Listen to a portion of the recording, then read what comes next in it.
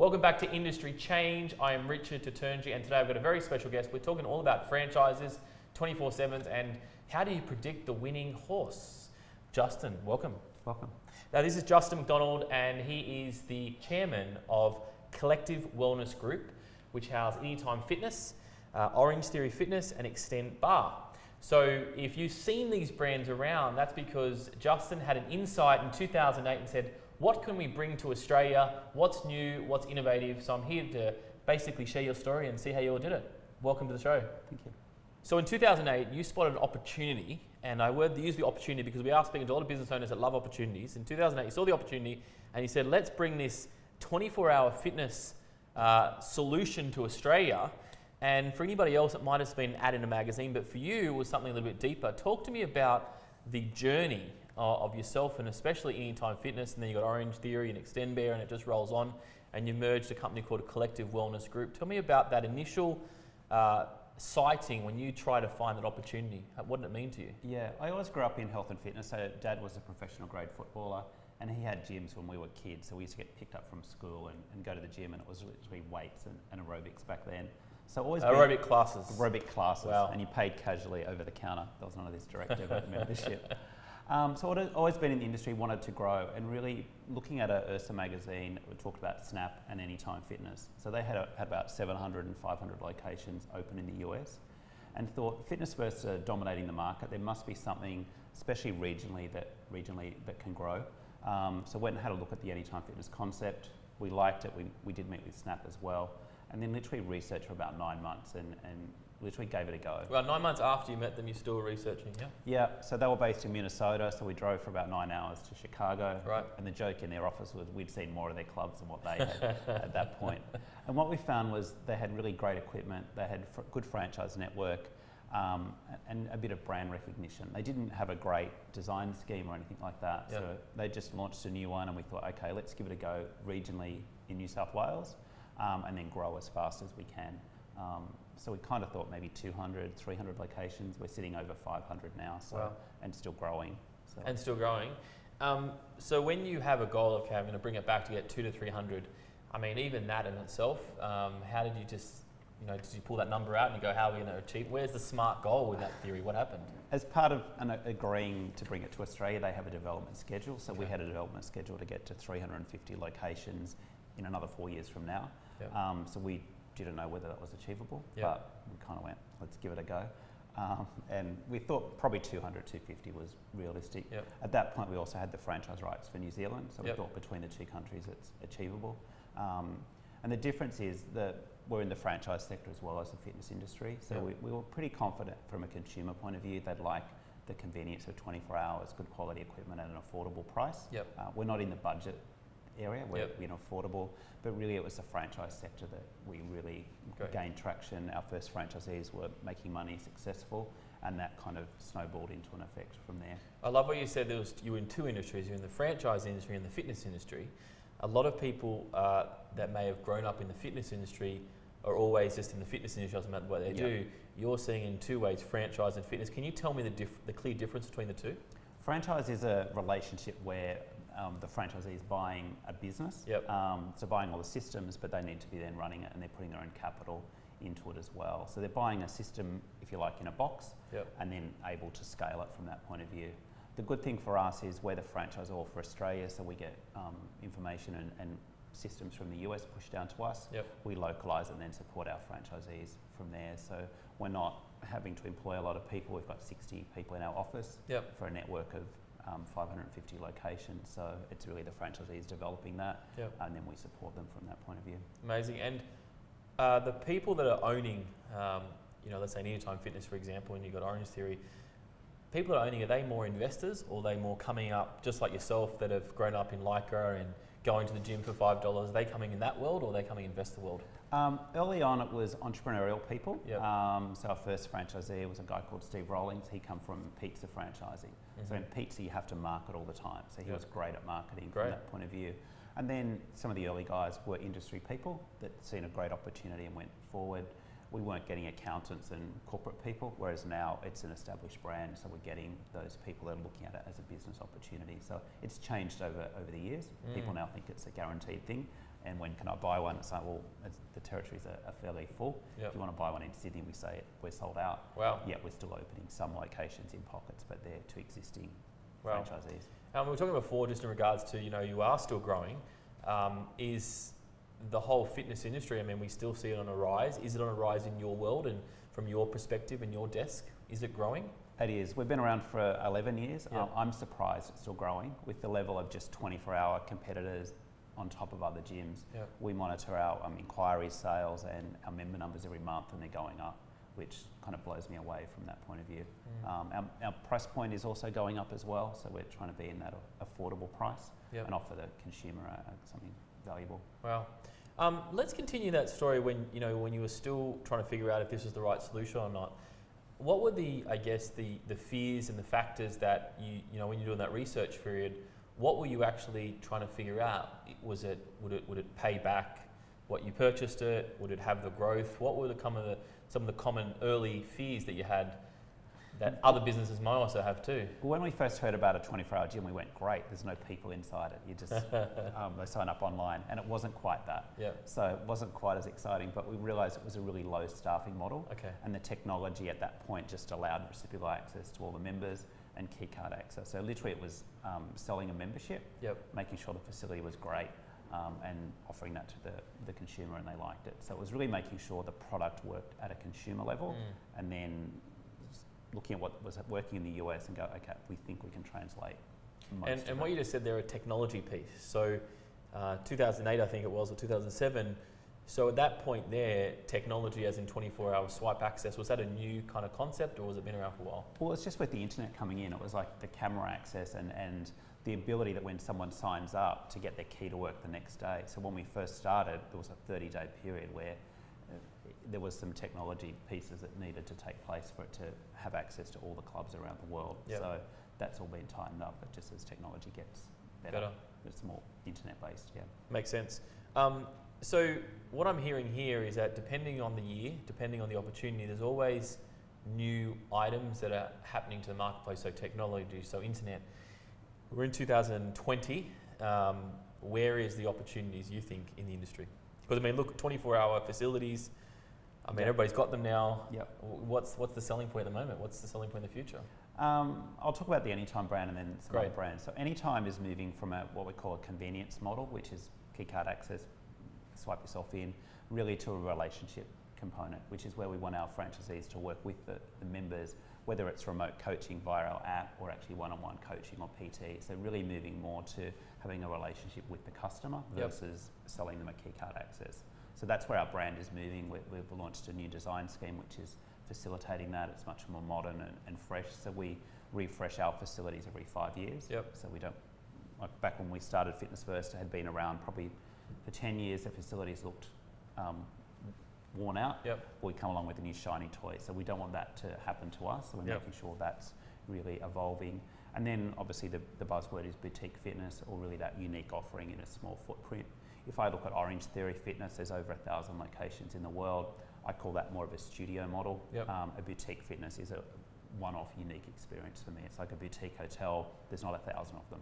There's a couple of them that offer that personalised service. So I think there's a real opportunity to get boutique working that's based around maybe the founder or the key people. So relationships. So that means then who you're selling them to, does that have to change obviously from investor to, if you're saying now relationships, the new theory, does that affect who buys them? We look at a lot of data as well, and our core customer is probably a 24-year-old male. We believe they will still come, so we're not trying to alienate them.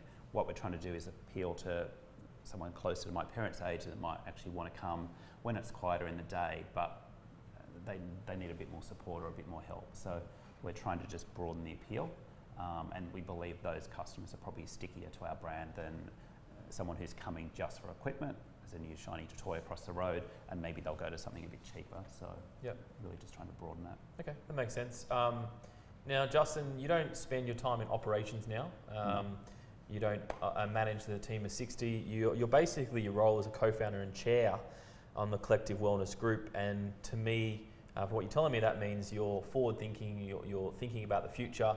And you're talking about before, like, where is the sweet spot in you personally in what you love to work on. My question to you is, for everybody else that's going through maybe a startup, they're the personal trainer, they're the founder, they're the salesperson, they're the cleaner. How do you move from, you had your own clubs. How do you move from that to then saying, I want to launch a whole array of clubs, or I want to just basically get a trainer in so I'm not doing everything? How do you just do that first step? What are some tactical ways that you can share? Well, I think early on we did absolutely everything. Yeah. But what we were focused on, we had sales targets, and for our instance, it was selling territories. So every time a territory got sold, there was then this period to get the club open. So we just focused on selling a territory, getting it open. So I'm not a property person. I was help finding property and doing the operational side of the business. So you learn quickly, and then literally once that keeps rolling, okay, I'm not a property expert, let's get someone in who can do that better than myself. So literally just recruiting the people as you grow. So you go out there and get it done, and then you're finding the right people once you know what you need to do? Yeah, but we're also already focused on, we needed milestones, we needed so many territories sold to enable a person to come in. So we would have clear targets of where we needed to go. It wasn't like, I think we want a few hundred members in the club. There was a definite number at that point. Okay, shit, I can't do everything now, so now I need to recruit someone. So really being strategic with who we hire. But generally it was stuff that we weren't as good at, that we could hire someone better to do, and really looking at your strengths and pushing that forward. And so in that situation there, how did you know what to do? How did you know what to outsource? It's a bit of trial and error. Just trial and error, yeah. So we had our US parents, so we looked at what they were doing. They were bigger than us. So I used to go back to Minnesota quite a lot. And it wasn't so much to get the product knowledge, it was also looking at how they were doing things and really looking for their problems and what they encountered, and went, okay, well, let's not do that, let's tweak it a little bit. And we had a really great support person, which was literally our coach, who's still involved today. So I think she was very instrumental in making us successful. So you're talking about coaches. Is that a item or a thing that you believe businesses? I mean, and that's probably the next question. How do you stay motivated? How did you say, okay, I want the 200, I want the 300, and you're driving towards that, and you're moving everything towards that? A lot of people will get to that number of, well, they think they might be full. They've just paid their expenses, and they're not pushing on. How do you actually push on to grow? Well, we had a target of 350 territories. We got to 350 earlier than we expected, and we did get a bit like, oh, we've done okay, and what do we do now? And then we started to realise, okay, there's still opportunity to grow further. So we did some research on the demographics and really looked at how else can we push it forward. And then we started looking at what other brands can we bring into the country as well. We thought, okay, we know how to franchise, we know how to get units open, and that kind of opened up to more the collective wellness group versus just Anytime Australia. So that was kind of a bit of boredom, if you like, as well. I like the boredom thing. So you're basically done with traveling or lying on the beach like the dream is, then you say, let's do something else. Is that kind of where it comes to, or what? It was a bit more of always pushing yourself further. The business had outgrown my skill set. I'm not great at managing a group of people, so it's kind of like we needed to put someone in to do that. The other shareholders were like thinking I was going to burn out, so I was working a stupid amount of hours. So it's kind of like, okay, let's chill out. Let's put someone in who can do the things I'm not great at, and then step back a bit. And then really after that, it's okay, your head's a bit clearer, so you can start looking for other opportunities. What's your number one skill set? Like, what's your uniqueness? What do you bring to that table? Probably, I'm not emotional, which is maybe not a skill set, but it's looking, I can look at things quite logical. I like to drive things by numbers. And I'm quite good at, when I'm travelling, looking at what's working and what's not working and trying to translate it. So I travel to the UK and Europe quite a bit, and the US a lot. So you kind of go, what's happening in the marketplace? So you're seeing what's happening, and you're analysing all that as you're kind of in it. And you're trying to localise it. Would that work in Australia, and what are the competition doing? So trying to piece it all together. And then we've got a board of, so we've got 3 other shareholders and an external board member as well. So we throw ideas out through that. Great, so a good support team. Yeah. Okay. And they come up with great ideas as well. So let's look at 2020. I mean, what are your predictions in the fitness industry in 2020? We've gone through the Lycra, the non-direct debits, the 24 hours. What do you think the future holds in 2020? Not just for franchises, but just generally in the fitness industry. If you look to the US and probably London as well, it's all that boutique fitness, so it's lots more unique offerings coming through. So I think there's a lot of opportunity for independent operators to do that. Orange Theory is what I call a studio product. So we target sort of middle to high income areas. So we'll only go into certain markets from that point of view. So I think definitely boutique fitness, all the fitness apps will continue to keep growing. There'll probably be a bit of a consolidation of those. There's a lot of them out there. Yes, there is a lot. But I think people generally in the community realise they've got to exercise or they've got to move their body. And do you think that's because of the demand of like content that's getting out there and people talking about it? Why do you think they need to move their body for? Why do you think they know that?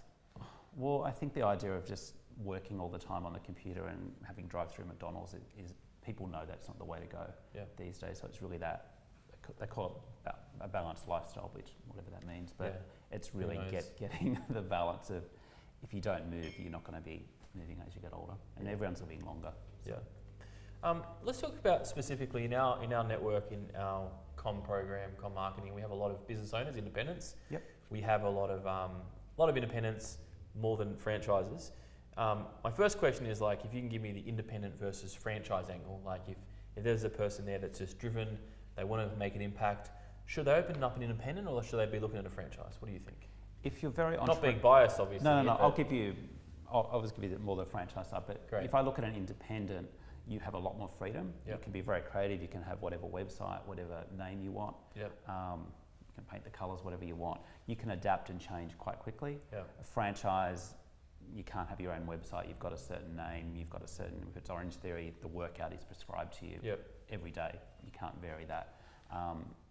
But what you can do is actually then just drive the business. So it depends if your skills are to work hard and develop a team of people, and you're not great at marketing or you're not great at HR and all the boring shit out the back, maybe a franchise is good for you. Or if you've got a good network and a bit more entrepreneurial, maybe the independent business is the way to go. So really looking at your skill set and where that skill set best fit. Do you have like independent kind of players coming into the franchise world and wanting to change the name and the logo around? Is that something that you get pitched to a bit? Early on with Anytime, we we worked with some independents to become franchise Anytime guys. And probably after a couple of years, they kind of settled down to what they can do well and leave us to build the brand. And they're still franchisees today. But there was that transition period of they still wanted to do their own thing. And we're fairly lenient. We're not McDonald's, but you've got to do certain things a certain way. The customer wants a consistency of product, when they go across the network. You don't want to walk into one McDonald's and it's selling something, and the one down the road's selling something different. In our program, in our Ninja program, our first module is brand. Second module is personality and credibility. Obviously, talking to the converted here, you purchased a brand. Tell me about the importance of brand in the way that you see brand. Obviously, with your empire in front of your eyes, where would you consider brand as part of a business? I think brand's your positioning. So brand it is a bit of your price as well. If you're talking of Mercedes, it gives you a certain image versus Kia. So it really positions you in the marketplace. People buy on brand, they really do. So, but as we know, as a fitness consumer, they're probably only 6 or 8 minutes is your direct consumer, unless people are driving because you're unique, but your key audience is there. So as long as your brand is penetrating in that market, that's probably all you need. I suppose the advantage with our brands is as people are moving around, they're naturally, hopefully, just coming to our facility or just transferring their membership. So I think there's value in brand at a higher level, but you can also build it locally, and that can be great as well. And let's talk about then, once you have that brand, the next part is knowing your numbers, and you said that's a big skill set of yours, is numbers. You're driven by numbers. And if there is a person that's created their brand, created their business in equity in that ways, what are the 3 or 4 or 5 key numbers that you believe every business operator should know? It doesn't matter if you're independent or franchise. What's those driving numbers that you wake up to every day?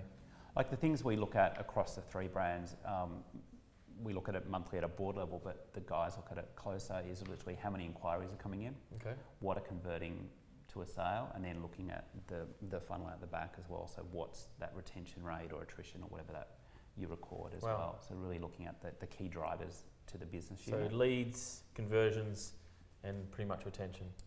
And then the studio brands, they do look at the wages percentage as well. So you can have 10 classes, but they're only working at 50% capacity. Well, you've got to get more people in the classes as well. Got So you. you've got the wage component with those as well. And so if you see leads are down in your business, what is the one or two things that you do at that point? Everyone normally blames the marketing team, Okay. which is not always the case. But really looking at what's the offer, what are the ads we're doing, and then also are the clubs or studios doing anything at a unit level to activate in the community. Okay. And quite often they may not be doing that. They might not be doing their outreach because it was busy last month, or Yeah. they're short-staffed as well. Okay. So it's really looking at that and really looking at the analytics on the digital platforms. Like, have the leads have really dropped off, or are they just not converting because of that offer? Got you. And if there's a retention problem in the club, what are your go-tos? What happens at that point? So when we took over Orange Theory, we did a lot of we had a lot of things working, but the customer experience was not as great as we Yeah. wanted. So we actually headhunted and recruited someone for custom member experience, and the attrition rate has really dropped Wow. since we've had that. And what were some of the member experience items that they would do, or their So job really description? just touch points of getting the coach to really connect with the customer, making sure they're welcoming them into the studio, Yep. acknowledging their name, Yep. and filling that whole sense of community, getting them to rebook when they leave as well. Yep. The boutique fitness and studio market's really about getting them to come back. They're not locked into a contract, so it's Yep. like if you're going to a restaurant and the food's crap, you're not going back. If the service is crap, you may not go Go back. back. So it's really about everything needs to be good when you're in there, as well as clean and all the basics. Yeah, makes That's sense. what's on top of that. Okay, now Justin, I'm very impressed with the growth that you had. 2008, we're at 2020, so 12 years. You're able to see what's happening in the future. I asked you just off camera what are the things that are floating around your head, and you said you're very big on the 5-year planning.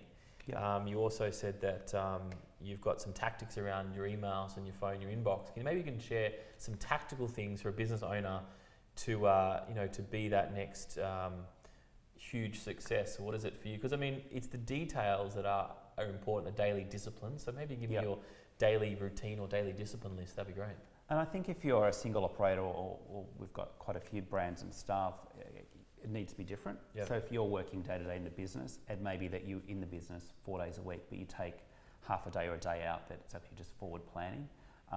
We get financial reports 2 days after the end of month. And we do that so we know what's actually happened, but then we can react for the next month. Got you. A report coming back 3 months later, what you've done, you can't change it. So really being disciplined on reporting. So we have structured. So disciplined reporting. days, once the end of the month, have some time to actually sit down, look Yep. at that. And then what are you doing? And we look at how we're tracking for the future. So if we want so many sales in a studio, or we need to have so many inquiries, so what are we doing to generate the inquiries, just not focus on the end result? I do a lot of planning in my diary, so blocking out time to forward plan. We do board meetings, which cause a bit of stress because you have to prepare everything, but it's really having that discipline to actually make sure you are meeting. You are prepared. Because quite often you go, I'm busy, and I'll just keep pushing that off, and then it's 3 to 4 months and you haven't looked at your leads are down or whatever. So, Got you. and it's also looking at customer feedback. We look at net promoter scores and what's the customer telling us as well. It's not just all P&L. That's the end result. So your tips are really sitting down and planning some time to actually creatively think about the problems and the solutions. And get people to help you if you're not great at something. Get a coach or get someone in to advise you, or just help you. Don't do the books if you hate doing the P&Ls. It's interesting. People will continue to do everything they hate. Yep. Don't do it. To put them in some kind of misery. That's right. Just do what you're good at. Do what you're good at. Yeah. Excellent. Guys, I hope that's helped and really insight into Justin's brain, Justin's growth and where he's going. And Justin, if I could ask you one more question. If you had your time over again and you had no Anytimes, you had no Xtend Barres, you had no Orange Theories, and you had the knowledge that you have now, would there be a different path? What would you do?